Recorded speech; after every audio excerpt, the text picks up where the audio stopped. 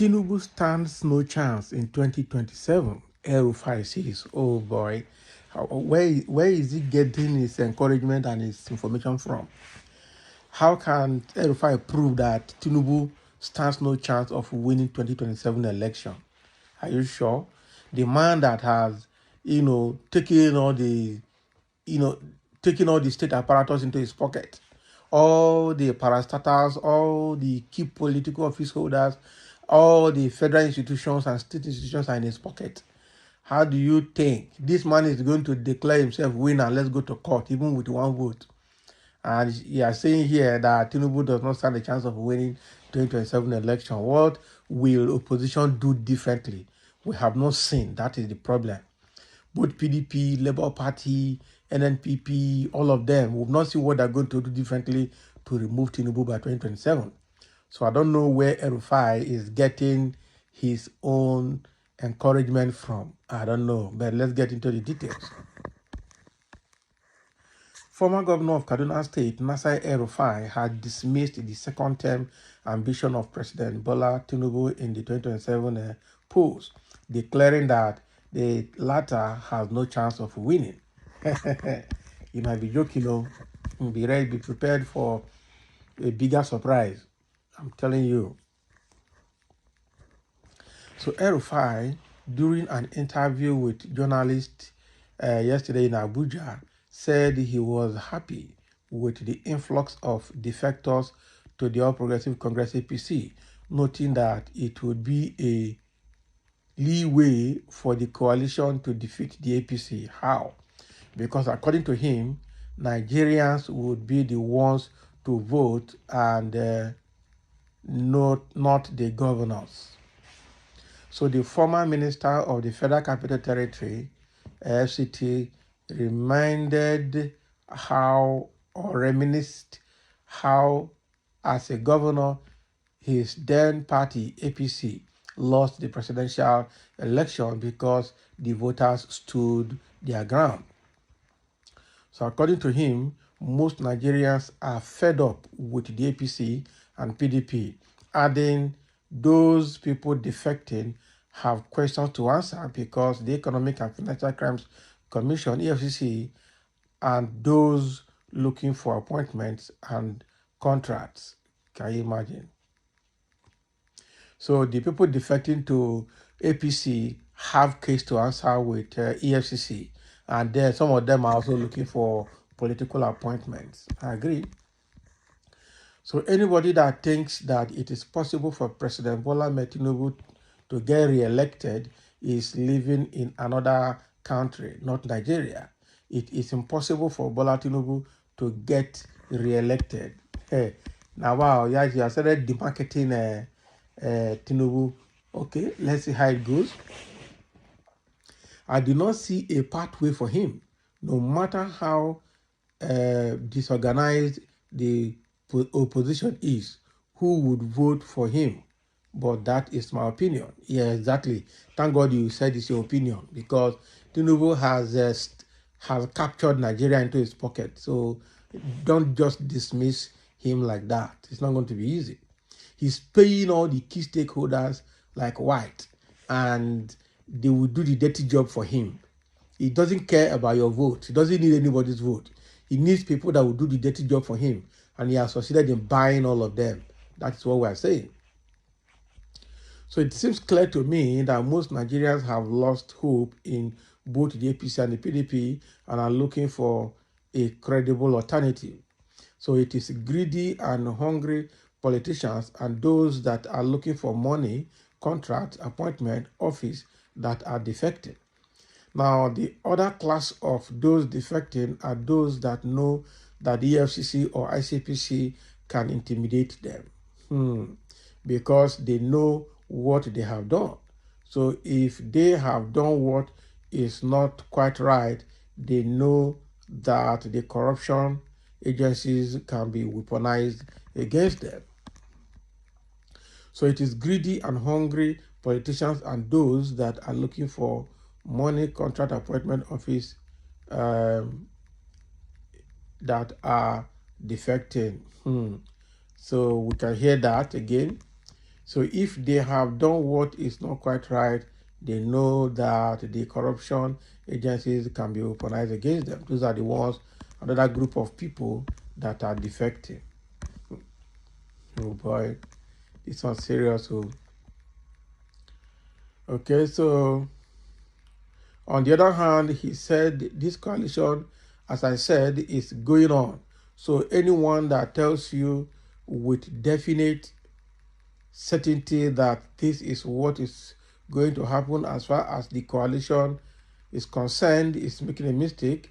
There are discussions going on and nothing is off the table. Okay, so anything is possible, and all the leaders of the coalition as well as the political parties that we are engaging are willing to make the sacrifice necessary to ensure that we have a unified platform to put Nigeria back on the track. It is about saving this country.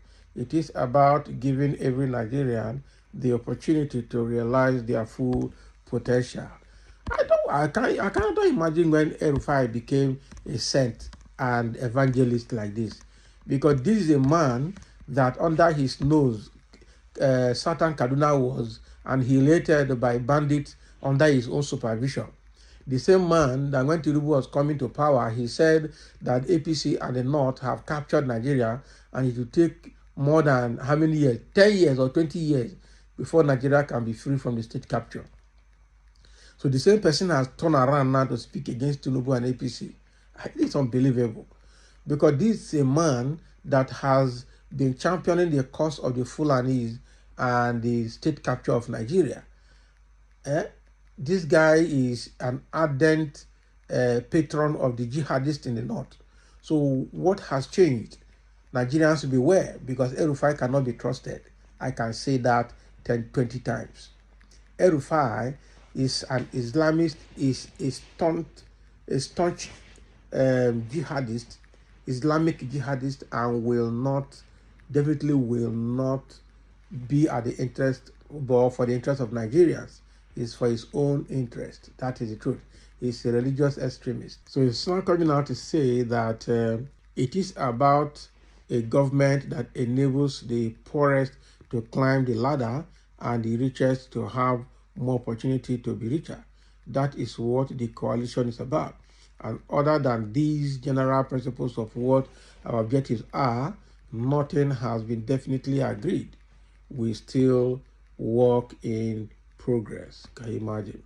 So the chieftain of the SDP said he does not harbor any political ambition. Can you imagine? So El-Rufai has suddenly joined SDP. Okay. This is a party, SDP is a party owned by Tinubu. So what are we talking about here? Are we sure El-Rufai is not even working for Tinubu to disorganize the opposition? We need to watch this guy.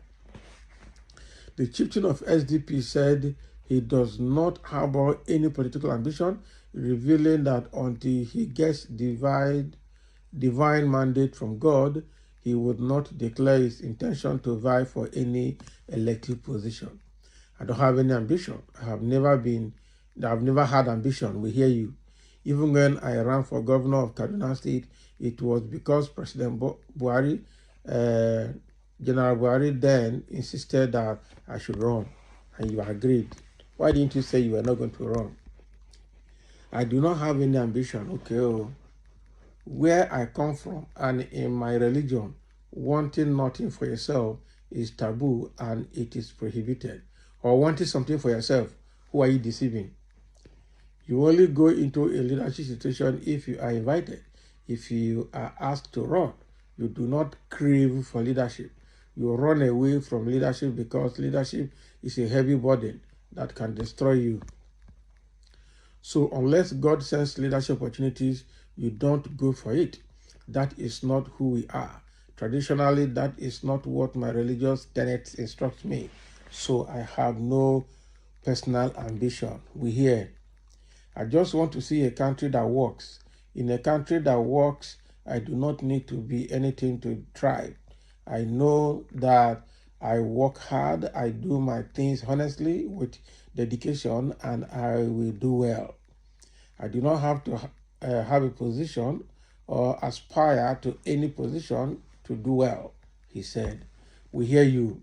So you're not aspiring for anything. You don't need anything. You are not ambitious. You don't need any ambition. Okay? So this guy is just out to speak the language that Nigerians wants to hear, to buy into the heart of Nigerians.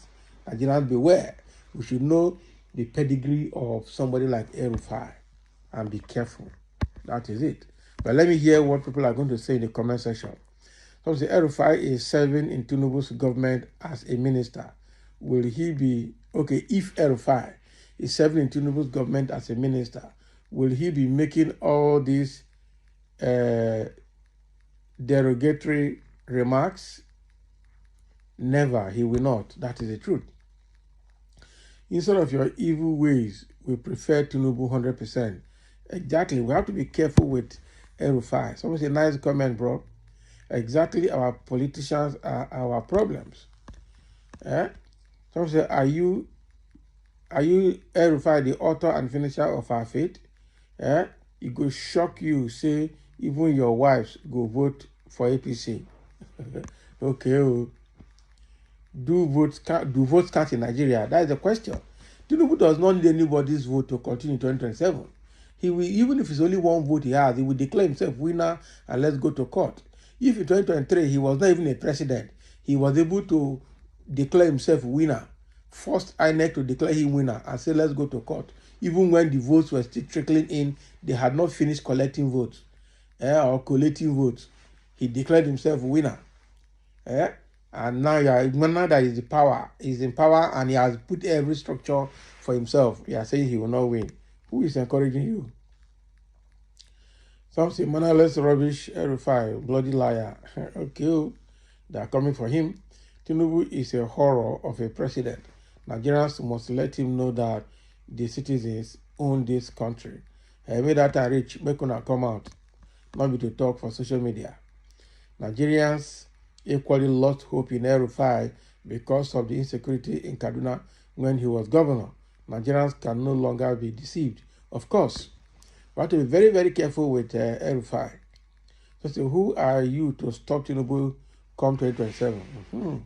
These are the ones that even when the government is not doing well, they will still support it because of some sort of bigotry.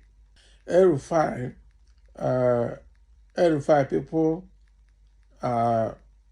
people have known you as enemy of President Tinubu.